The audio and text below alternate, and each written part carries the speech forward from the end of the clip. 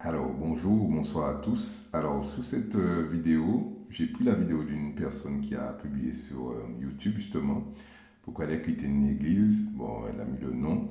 Et j'ai fait un commentaire qui est assez sévère, mais bon, j'assume mon commentaire, puisque on a trop de cas comme ça, trop de cas d'abus dans ces églises pentecôtistes. Il y a trop d'abus, c'est vraiment de l'exagération. Et la majorité des personnes, malheureusement, qui se font abuser sont sous emprise. Alors moi, j'ai mis, pour cette jeune femme qui a parlé, merci pour ton courage. Nous devons dénoncer tous les abus et les dérives sectaires dans ces églises.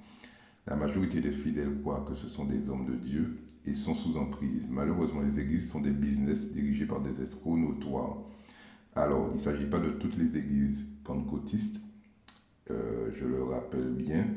Il ne s'agit pas de tous les pasteurs ou hommes de Dieu, non. Et c'est pour ça que vous allez voir que je ne vais jamais, dans mes vidéos, nommer des gens, des personnes, quels qu'ils soient. Là, bon, vous saurez de qui il parle. Vous saurez de qui il parle. Moi, je ne connais pas cette personne, ce pasteur. Mais la manière, tout ce qu'elle décrit, c'est de l'abus spirituel, des dérives sectaires assez prononcées. Et le plus souvent, ben, les gens, ben, ils se font dépouiller. Ils se font dépouiller parce que ils n'ont... Le plus souvent, le problème, c'est que c'est l'ignorance. Dans Osée 4.6, il dit, mon peuple périt par manque de connaissances. Le problème qu'on a, c'est que les fidèles de ces genres de communautés, ils n'étudient pas beaucoup, ils ne cherchent pas trop à comprendre le texte, ils ne cherchent pas à se former, parce que se former, c'est pas que dans le travail, le milieu professionnel, se former aussi, c'est quand vous partagez, vous avez une croyance quelconque, il faut se former à cette croyance, comprendre cette croyance pour ne pas rester au stade de la croyance, mais passer au stade de la connaissance. Quand je rappelle toujours que dans le livre de Jean, Jésus dit qu'il n'est pas venu, il n'a pas dit qu'il est venu pour qu'on croie en Dieu, il est venu pour qu'on connaisse Dieu. Et connaître Dieu et croire en Dieu, c'est deux choses différentes.